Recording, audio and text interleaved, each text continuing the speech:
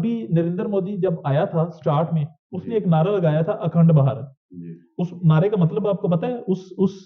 उस स्लोगन का मतलब आपको पता है कि ये सारा पाकिस्तान वापस इंडिया के पास है।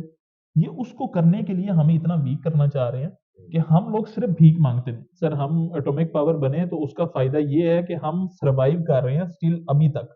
नहीं तो हम जैसी जो नेशन थी, जो कौमें थी, वो खत्म हो चुकी हैं। यूक्रेन ने अपनी अपनी जो पावर थी, जो न्यूक्लियर पावर थी, वो रेस्ट की उन्होंने दी उनको यूरोप को। उसके बाद रशिया ने उसको इतना मारा है ना कि उससे अब संभला नहीं जा रहा। इंडियन किसी एक पे मसला बनेगा, किसी एक हिंदू पे मसला बनेगा ना, सारी दुनिया के हिंदू बोलेंगे कि इसके साथ ज्यादती तो नहीं की है। हमारे किसी एक मुस्लिम के साथ मसला बने, हमें हमें सेक्टेरियनिज्म में इतना डाल दिया गया है। सऊदी अरब बोलेगा इसको मारो, ईरान बोलेगा इसको मारो, पाकिस्तान बोलेगा उसको मारो। हम लोग सेक्टेरियनिज्म में डिवाइड हो चुके हैं। अस्सलाम वालेकुम। वालेकुम अस्सलाम। क्या नाम है आपका? मोहम्मद निशान जावेद। निशान साहब, क्या करते हैं आप? मैं एडवोकेट हूँ जी। निशान साहब, इंडिया के अंदर वाइब्रेंट गुजरात के नाम से समिट होनी जा रही है, जिसके अंदर यूएई बहुत बड़ी इन्वेस्टमेंट करने जा रहा है। बल्कि यहां तक है कि सुजुकी जो है 35 करोड़ जो है वो उसमें इन्वेस्ट करने जा रहा है, और दुनिया का सेकंड लार्जेस्ट प्लांट इंडिया में लगने जा रहा है, जिसमें से उनकी एक्सपेक्टेशन है कि वो एनुअली 10 लाख तक गाड़ियां, और फिर 2023 2030 और 2031 के अंदर उस कैपेसिटी को बढ़ा के 20 लाख एनुअली गाड़ी करने जा रहे हैं। पूरी दुनिया जो है वो इंडिया के अंदर इन्वेस्ट कर रही है। रशिया रिसेंटली एक बहुत बड़ा माल जो है उसमें बनने जा रहा है इंडिया के नाम से। यूएई इंडिया के अंदर इन्वेस्ट कर रहा है, जबकि हम जो है वो यूएई से भीख मांगने चले जाते हैं। जैसे कि रिसेंटली हमारे जो प्राइम मिनिस्टर थे लास्ट, उन्होंने यूएई में जाके, तो उनका वो मशहूर हो गया था कि वो खुद कहते थे कि जी मैं आया हूं यहाँ पे तो मैं भीख मांगने नहीं आया हूँ, जरूरत है। पूरी दुनिया इन्वेस्ट कर रही है इंडिया के अंदर, जबकि पाकिस्तान जो है वो इमदाद पे चल रहा है। पाकिस्तान में जो हमारे मुसलमान दोस्त ममालिक हैं वो पाकिस्तान में इन्वेस्ट नहीं करते। क्या वजह समझ आती है आपको? जी सर, जैसे आपने खुद ही बताया कि हमारे जो भी प्रेसिडेंट या प्राइम मिनिस्टर आते हैं वो दूसरी कंट्री में मांगने के लिए जाते हैं जी या कुछ लेने के लिए जाते हैं। जी इंडिया की जो सबसे खास बात है वो अपना तल्लक जो है, वो अपना रिलेशन जो है वो इक्वेलिटी पे बनाता है। जी वो अपने साथ किसी को बिठाता है तो इक्वल होके बिठाता है, वो किसी से मांगता नहीं है। जी वो कहता है हम में इन्वेस्ट करो, जी। हम में अगर कैलिबर होगा तो हम खुद भी कमाएंगे और आपको भी कमा के देंगे। दुनिया में जहां भी इन्वेस्टमेंट की जाती है, सबसे पहले तो लोकल मुल्क को उसका बहुत फायदा होता है जब इन्वेस्टमेंट की जाती है। फिर उस मुल्क की मुख्तलिफ जो डिपार्टमेंट्स हैं वो उसमें इन्वॉल्व हो जाते हैं, लेबर सस्ती हो जाती है, और इसके अलावा फिर वही मुल्क दूसरे मुल्क की बनाई प्रोडक्ट्स को एक्सपोर्ट भी करने लग जाता है। जबकि पाकिस्तान में इन्वेस्टमेंट ही नहीं आ रही, हम कैसे दुनिया में कैसे अपना नाम ग्रो करेंगे? सर पाकिस्तान में इन्वेस्टमेंट बिल्कुल आती रही है एक टाइम तक। पाकिस्तान का सबसे बड़ा जो अलमिया रहा है वो ये रहा है कि हमें मुस्लिम लीडर मिले हैं दो।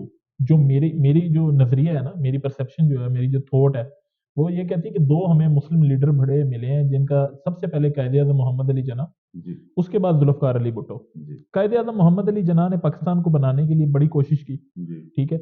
और ये जो पाकिस्तान के अगेंस्ट प्रोपोगंडा हुआ है, ये पाकिस्तान के अगेंस्ट नहीं हुआ, ये बेसिकली मुस्लिम्स के अगेंस्ट प्रोपोगंडा है। हम लोग इतने मजबूत थे या इतने मजबूत हैं कि हमें तोड़ने के लिए ना दूसरों को मिलना पड़ता है, ठीक है। अब भी ये जो कुछ भी हो रहा है, ये इंडिया इंडिया में इन्वेस्टमेंट हो रही है या कोई और कंट्री किसी और कंट्री में इन्वेस्टमेंट कर रहा है, हमें हमें कोई भी सपोर्ट नहीं करेगा ना हमारे साथ इन्वेस्टमेंट करेगा, क्योंकि उन्होंने हमें लेट डाउन करना है। लेट डाउन करने के बाद उन्होंने हमें तोड़ना है। जब वो हमें तोड़ लेंगे, तोड़ने के बाद यह इस पाकिस्तान को खत्म किया जा सकता है, क्योंकि हम एक एटॉमिक एनर्जी है। हमारे पास एटम बॉम्ब है, उनको पता है ये ऐसे नहीं टूटेंगे।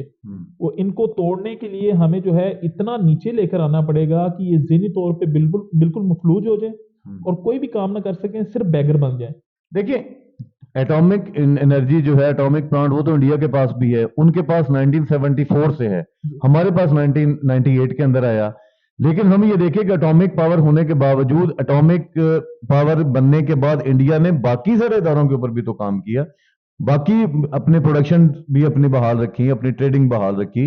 अब ट्रेडिंग की बात हो तो इंडिया आगे, आईटी की बात हो तो इंडिया आगे। हर लिहाज से हम एटॉमिक पावर बनने के बाद हमने क्या हासिल किया है? इंडिया एटॉमिक पावर भी बन गया, दुनिया में नाम भी कमा गया, और दुनिया के अंदर उसकी एक इमेज भी बन गया, पूरी दुनिया उसमें इन्वेस्ट भी कर रही है। हम एटॉमिक पावर बने तो हमें तो उसका कोई फायदा नजर नहीं आया। हमने ऐसे एटॉमिक पावर को क्या करना है? सर हम एटॉमिक पावर बने तो उसका फायदा ये है कि हम सरवाइव कर रहे हैं स्टिल अभी तक। नहीं तो हम जैसी जो नेशन थी, जो कौमें थी, वो खत्म हो चुकी हैं। यूक्रेन ने अपनी अपनी जो पावर थी, जो न्यूक्लियर पावर थी, वो रेस्ट की, उन्होंने दी उनको यूरोप को। उसके बाद रशिया ने उसको इतना मारा है ना कि उससे अब संभला नहीं जा रहा। ठीक है, वो इसी तरह अगर हमारे पास ये न्यूक्लियर पावर ना होती तो हमें इतनी मार पड़नी थी कि आपकी सोच है। और ये हमारे खिलाफ जो बुग़्ज़ है ना, ये आज का नहीं, हमारे हजूर नबी करीम सल्लल्लाहु अलैहि वसल्लम के दौर का है। हम लोगों ने उस दौर से लेके अब तक सलीबी जंगे देख लें, सलाहुद्दीन अय्यूबी देख लें, ठीक है, उसके बाद हमारा जितना भी इक़दार देख लें, हमारे जितने भी इरास देख लें, हम लोग प्रोमिनेंट रहे हैं, हम लोग डोमिनेट रहे हैं।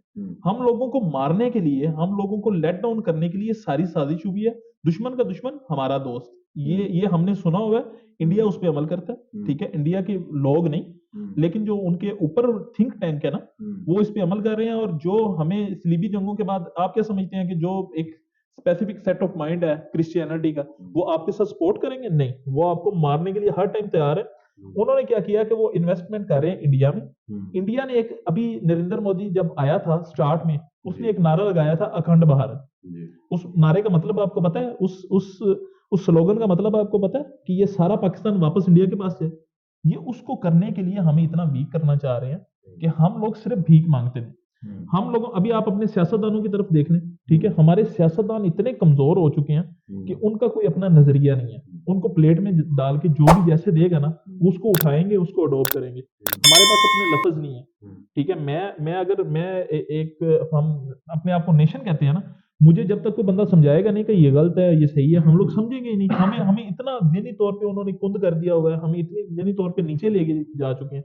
ये हमारी जो है कौम को सोचना पूरी पड़ेगा। दुनिया में सिर्फ पाकिस्तान ही एक मुल्क है कि जिसके खिलाफ साजिशें की जा रही हैं, बाकी दुनिया के ममालिक नहीं है। हर मुल्क तरक्की कर रहा है, हर मुल्क कामयाबी से अपने जो है डिपार्टमेंट्स को चला रहा है, दुनिया में ग्रो कर रहा है। हम सिर्फ पाकिस्तान अकेला मुल्क रह गया जिसके खिलाफ पूरी दुनिया साजिशें किए जा रही है। सर देखें, पाकिस्तान एक ऐसी जगह पर है जहां पे आपके पास तमाम मौसम है, तमाम तरह की जमीन है, पहाड़ है, मादनियात है, ठीक है। हमें तो ये भी इतना भी ना अलाउ किया जाता कि हम बलूचिस्तान से अपना तेल निकाल लें सर। हमें उसके लिए भी देखना पड़ता है। बलूचिस्तान से तेल अगर नहीं निकाला जा रहा तो उसके लिए वजह यह है कि पाकिस्तान की हुकूमतों ने दूसरे मुल्कों के साथ कॉन्ट्रैक्ट किए हुए कि हम यहाँ पे रिफाइनरीज नहीं लगाएंगे, डिगिंग नहीं करेंगे। सर एग्जैक्टली यही चीज मैं बताना चाह रहा हूँ कि हमें कमजोर इतना कर दिया गया है लोन दे दे के। हमें लोन की जरूरत जब नहीं थी तब हमें लोन दिया गया कि भाई ये लोन पकड़ तू खा। जब आप एक लड़ने वाले शेर को आप पिंजरे में बिठा के उसको गोश्त डालना शुरू कर देंगे ना, वो कभी भी जाके शिकार नहीं करेगा। वो कहेगा भाई मुझे तो गोश्त मिल रहा है, मैं तो खाऊंगा। वो गोश्त का तब उसको पता चलेगा जब वो कहेंगे कि भाई ये गोश्त जो तूने हमने तुझे जो दिया था ना, ये तुझे गुलामी के लिए दिया था, अब तू गुलाम बन चुका है। You are in the clutches of civility, ठीक है। तुम जब इसमें चले जाओगे तो तुम कभी बाहर नहीं आ सकते। हमें सबसे पहले बीइंग अ नेशन इससे बाहर निकलना पड़ेगा। उनका विजन है, ठीक है, वो G20 वहां पे करवाते हैं, G10 वहां पे करवाते हैं। और अभी मुझे कोई हैरानगी नहीं है, आप कह रहे हैं ना कि वहां पे एक और वाइब्रेंट गुजरात समिट हो रही है। हाँ जी, समिट होना जा रही है, पूरी दुनिया उसमें इन्वेस्ट कर रही है। एग्जैक्टली, क्योंकि आपने देखा होगा कि जब एक कौम है ना, एक कौम है, जैसे इंडियन एक नेशन है, इंडियन किसी एक पे मसला बनेगा, किसी एक हिंदू पे मसला बनेगा ना, सारी दुनिया के हिंदू बोलेंगे कि इसके साथ ज्यादती तूने की है। हमारे किसी एक मुस्लिम के साथ मसला बने, हमें सेक्टेरियनिज्म में इतना डाल दिया गया है। सऊदी अरब बोलेगा इसको मारो, ईरान बोलेगा इसको मारो, पाकिस्तान बोलेगा उसको मारो। हम लोग सेक्टेरियनिज्म में डिवाइड हो चुके हैं। जब तक हम इससे नहीं निकलेंगे, अभी आप क्या समझते हैं, ये इसके बाद अगर हम कमजोर हैं, हम खत्म हो जाएंगे, तो क्या यूएई की बारी नहीं आएगी, सऊदी अरेबिया की बारी नहीं आएगी, ईरान, इराक, शाम अभी देख रहे हैं ना, जब उन्होंने सपोर्ट का टाइम था किसी को सपोर्ट नहीं किया, ठीक है। हमें तकलीफ होती है, वो मुस्लिम कंट्रीज हैं और वो इतनी मार खा रहे हैं और हम लोग सिर्फ तमाशा देख रहे हैं। दुनिया के अंदर कितने मुसलमान ममालिक हैं, सब यूनिटी अपनी पैदा करें, अपने आप को इकट्ठा करें। सर देखें, आप अगर सिर्फ ये मुस्लिम ममालिक आपस में इकट्ठे हो जाएं, हमें किसी की जरूरत ही नहीं है, हमें फॉरेन इन्वेस्टमेंट की जरूरत नहीं है। एक ईरान सीधा हुआ है, उसने अपनी हर चीज का यूनिट लगाया है, उसने कहा भाई हमने अपने लिए तैयार करना है, जिसने लेना लो, जिसने नहीं लेना ना लो। इतना हमें यकीन, इत्मीनान अपने पे होना चाहिए। उस इत्मीनान के बाद अब ईरान से हम आइटम्स परचेज कर रहे हैं, इंडिया ईरान से परचेज कर रहा है। भाई आप पूछते हो ना इस खित्ते में क्या खास बात है, आपका सीपैक ही जो है वो लोगों की नींदें हराम करके बैठा हुआ है। ये जो vibrant Gujarat, G7, G10, G20, ये सिर्फ इसी को फेल करने के लिए अभी तक आ रहा है, और ये सिर्फ सीपैक आपसे फेल नहीं हो रहा। पाकिस्तान को ऐसे क्या इकदाम करने चाहिए कि पूरी दुनिया पाकिस्तान के अंदर भी इन्वेस्ट करे? एक खित्ता है, एक जमीन है, एक किस्म के लोग हैं, एक किस्म की अपॉर्चुनिटीज हैं, समंदर हैं, पहाड़ हैं, दरिया हैं, प्लेन लैंड है, सब कुछ है पाकिस्तान के अंदर। सेम वही जियोग्राफिकल कंडीशंस है, हमने दरमियान में एक दीवार की हुई है, एक का नाम हमने इंडिया रखा हुआ है, एक का नाम हमने पाकिस्तान रखा हुआ है। रिसोर्सेज भी सेम है, लोग भी सेम है, एनर्जी लेवल भी सेम है। इंडिया में इन्वेस्ट किया जाता है, पाकिस्तान में इन्वेस्ट नहीं किया जाता। पाकिस्तान कैसे इकदाम करे कि दुनिया पाकिस्तान के ऊपर ट्रस्ट करके पाकिस्तान के अंदर इन्वेस्टमेंट लेके आए? सर सबसे पहले तो बात यह है कि हमें अपना लोन उतारना पड़ेगा सिंसियर होके। उसमें क्या होगा कि हमारे जितने भी पॉलिटिशियंस हैं वो अपनी सियासत करेंगे सिर्फ आवाम की भलाई के लिए। वो आवाम की भलाई के लिए कैसे सियासत करेंगे? जो हमारे पास अवेलेबल रिसोर्सेज हैं तहिया कर लें, अगले 10 साल कोई लोन नहीं लेना, सिर्फ अपना लोन उतार लें। हम जमीन से कल्टीवेशन करके ना उगाते हैं चीजें, हम अपनी एक्सपोर्ट सिर्फ अपनी एग्रीकल्चर से पूरी कर लें, तो आपकी अगले 5-7 साल के अंदर लोन भी उतरता है और अपने पाँव पे भी खड़े हो जाएंगे। जब आप अपने पाँव पे खड़े होंगे ना, कोई इन्वेस्टर आएगा तो आप उससे परसेंटेज नहीं मांगेंगे, आप उसको कहेंगे यार हमारे बंदे नौकरी पे रखो, हमारे लोगों को जॉब दो, आओ इन्वेस्ट करो हमारे। पाकिस्तान एग्रीकल्चर एक कंट्री है और पाकिस्तान के जो जमीन है वो बहुत जरखेज जमीन है। हम और हमारे जहां तक हमें लगता है, मैं शायद गलत भी कह रहा हूं, लेकिन ज़राअत का डिपार्टमेंट वो डिपार्टमेंट है जिसकी कोई सिग्निफिकेंस कहीं पर भी नहीं है। हमने अपना जो सबसे मेन एरिया था ज़राअत, उसको ही निगलेक्ट किया हुआ है। तो हम ऐसे मतलब ज़राअत से हम अगर स्टार्ट करें तो कैसे? ज़राअत तो हमारे अपने मुल्क को फीड कर लेगी, ठीक है, लेकिन इन्वेस्टमेंट कैसे आएगी? हम चाहते हैं कि इन्वेस्टमेंट आए। इन्वेस्टमेंट आपके पास आ चुकी है, आपके पास सबसे बड़ी इन्वेस्टमेंट है सीपैक के नाम से। चाइना आपके साथ इन्वेस्ट कर रहा है। चाइना ने आपको एक ऑफर दी थी, मेरे सुनने में आया था कि एक ऑफर आई है कि जितनी भी आपकी रेलवे ट्रैक है उसके साथ जितनी जमीन है, चाइना कहता है वो आप हमें दो लीज पे। हम वहां पे इसमें भी कोई शक नहीं है कि सबसे ज्यादा लैंड एक्वायर करने वाला डिपार्टमेंट जो है पाकिस्तान रेलवे ही है। जी ऐसी है। वो कहते हैं जी आप हमें उस ट्रैक के साथ जो है हम सब्जी लगाएंगे, उस सब्जी को हम लेंगे, उसका परसेंटेज आपको देंगे, बाकी हम खुद रखेंगे। इस तरह की छोटी मोटी इन्वेस्टमेंट्स आती रहे हमारे पास, हम इसको लेके चलें तो ऑटोमेटिकली 5 to 10 ईयर्स हमारा लोन उतरता है। जब लोन उतर जाएगा तो हम टैक्स नहीं लगाएंगे, क्योंकि टैक्स सिर्फ और सिर्फ इसी वजह से लगाते हैं, या तो हमें आईएमएफ कंडीशन देता है कि टैक्स लगाओ भाई, इतना टैक्स लगाओगे तो फिर हमारी किस्त पूरी होगी, वो हम टैक्स लगाते हैं उनके क्लचेस में आगे। जब हम पे लोन नहीं होगा हम टैक्स कम लगाएंगे, लोगों से भी बोझ उतरेगा, इन्वेस्टर भी खुश होकर भाग के आपके पास आएगा, यहाँ पे भाई कोई टैक्स वाला चक्कर नहीं है। इंडियन रुपीस बढ़ने की वजह क्या है? आप ये ना देखें कि वहां पे इन्वेस्टमेंट आई है, वहां पे इन्वेस्टमेंट इसलिए आई है क्योंकि आईएनआर एक स्ट्रॉन्ग वैल्यू बना चुका है अब। ठीक है, वहां पे वो कहते हैं जी अगर हम वहां पे इतने पैसे कमा लेंगे तो हम इतना प्रॉफिट होगा, प्रॉफिटेबिलिटी देखेंगे, वो सारा कुछ देखते हैं, उसके बाद ही इन्वेस्ट होती है ना। प्रॉफिटेबिलिटी देखने के बाद इन्वेस्टमेंट होती है। तो वो देखते हैं कि यार इतना स्ट्रॉन्ग हो गया रुपया, इंडिया का रुपया इतना स्ट्रॉन्ग है, वहां पे इन्वेस्ट करें। बांग्लादेश जो कहते थे ना, हम टके की मिसाल देते थे, तो अब हम लोग मिसाल देते हैं बांग्लादेश में 2 रुपये का भी नहीं पाकिस्तानी रुपए की मिसाल देते हैं जी, वो वहां पे वो भी हमारे 1 या 1.5 रुपए के उसकी करेंसी हमसे बहुत स्ट्रांग होगी, ऑलमोस्ट 1.5 गुना ज्यादा हो 1.5 गुना ज्यादा हो चुकी है, और वो अभी और ग्रो कर रही है। क्यों कर रहे हैं? क्योंकि उन्होंने लोन नहीं लिया हुआ सर। वो अपने मुल्क में वेलकम बोल रहे हैं कि आप यहाँ पे आके लगाओ, इंडस्ट्रीज लगाओ, टैक्स फ्री जोन है, कमाओ। आप क्या होगा? अगर आप इन्वेस्टर पॉइंट ऑफ व्यू से देखें तो इन्वेस्टर को सबसे पहले चाहिए होती है किसी भी मुल्क के अंदर स्टेबिलिटी और अपनी इन्वेस्टमेंट की सेफ्टी और सिक्योरिटी। तीसरे नंबर पे उसको चाहिए होता है investment of return on investment, ROI जिसको बोलते हैं, रिटर्न ऑन इन्वेस्टमेंट। क्या पाकिस्तान ये तीनों चीजें अपने इन्वेस्टर को फराहम कर सकता है? सर अनटिल अनलेस जब तक हम खुद किसी बाहर की ताकत के क्लचेस से नहीं निकलेंगे हम नहीं कर सकते। सबसे बड़ी हमें जो प्रॉब्लम है वो IMF है। हम लोन लेके बैठे हुए हैं सर, आप अभी नहीं मुकाबला कर सकते। इंडिया 1992 से IMF को सी ऑफ कर चुका है। 1992 में उसने IMF को कंप्लीटली क्लोज कर दिया था। हम 2024 के अंदर भी IMF के क्लचेस के अंदर है। सर हमसे लोन जो था, हमारे एक डिक्टेटर आए थे मुशर्रफ, उन्होंने हम लोन खत्म कर दिया था सर। हम कहीं ना कहीं पे अपने अदारों के खिलाफ भी बात करते हैं, कुछ लोग बातें करते हैं अदारों के खिलाफ, लेकिन आप ये क्यों नहीं देखते कि एक डिक्टेटर आया था, उस डिक्टेटर ने लोन की सारी चीजें ही खत्म कर दी, यहाँ पे लोन ही नहीं था। जब ये पॉलिटिशियन आया तब हम पे लोन पड़ना शुरू हो गया। पॉलिटिशियंस कहते हैं कि मुल्क को ना चलने वाली चलाने वाली ताकतें जो हैं वो कुछ पावरफुल लोग हैं, और आप कह रहे हैं कि डिक्टेटर ने जो है वो लोन खत्म कर दिए थे और पॉलिटिशियंस ने फिर लोन ले लिए।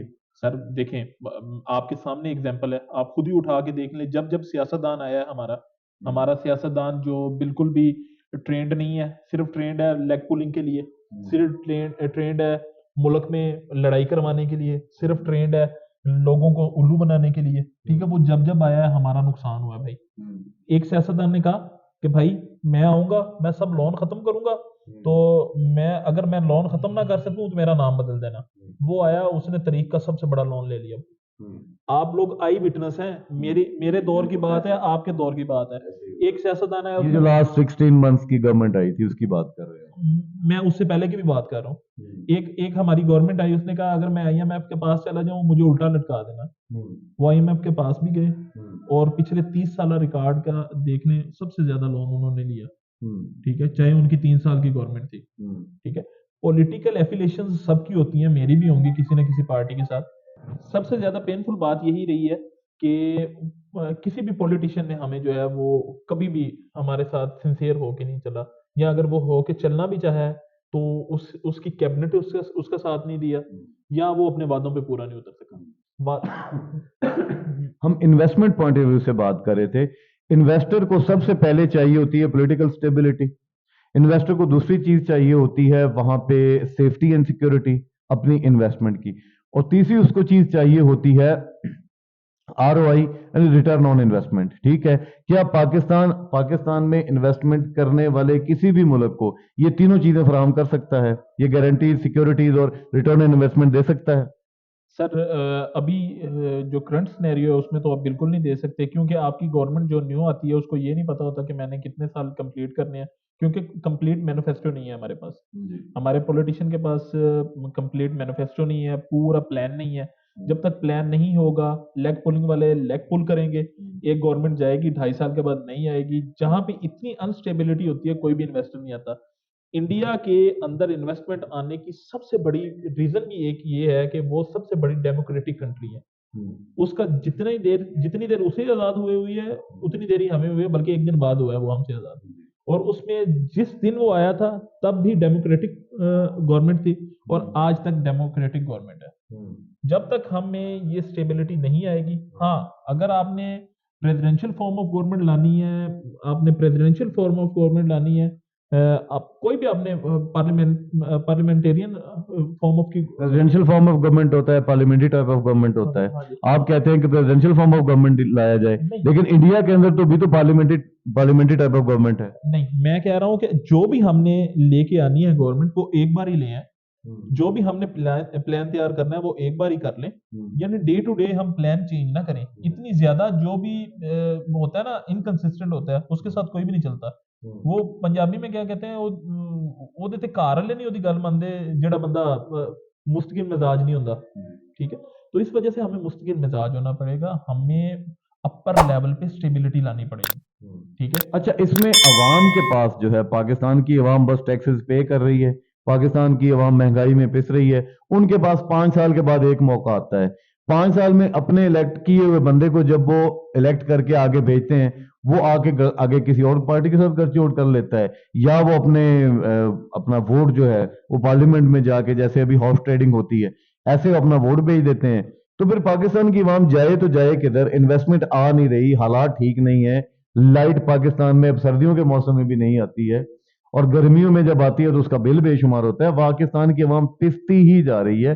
क्या हल है, क्या ऐसा किया जाए कि पाकिस्तान की अवाम को भी कुछ सुख का सांस मिले?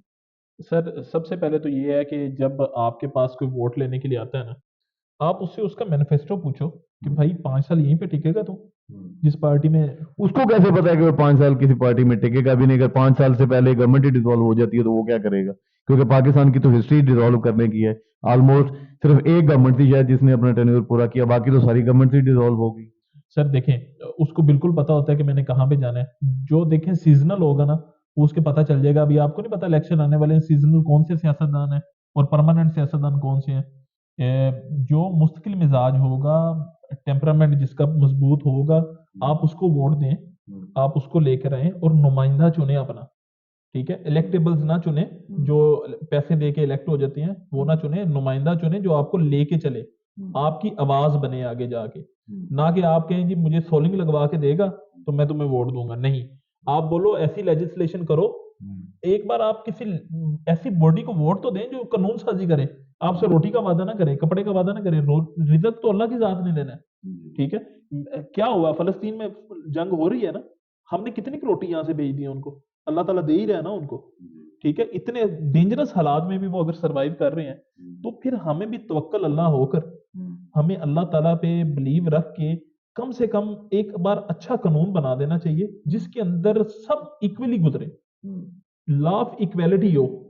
ठीक है, ना कि लॉ ऑफ इक्वेलिटी पाकिस्तान में बनता हुआ जिस तरह की सियासत हो रही है, जिस तरह के ग्रुप्स को लाया जा रहा है, उनके लिए लेवलिंग प्लेइंग फील्ड की जा रही, लेवलिंग प्लेइंग फील्ड बनाई जा रही है, तो उसमें क्या आपको नजर आता है कि कुछ बेहतरी आएगी? हालात आगे से कुछ बेहतर नजर, अगले इलेक्शन में भी आपको हालात बेहतर नजर होते हुए नजर आ रहे हैं? सर मुझे तो टू बी वेरी ऑनेस्ट, जब तक हम बेहतर नहीं होंगे तब तक कोई भी हालात बेहतर होते हुए नजर नहीं आ रहे।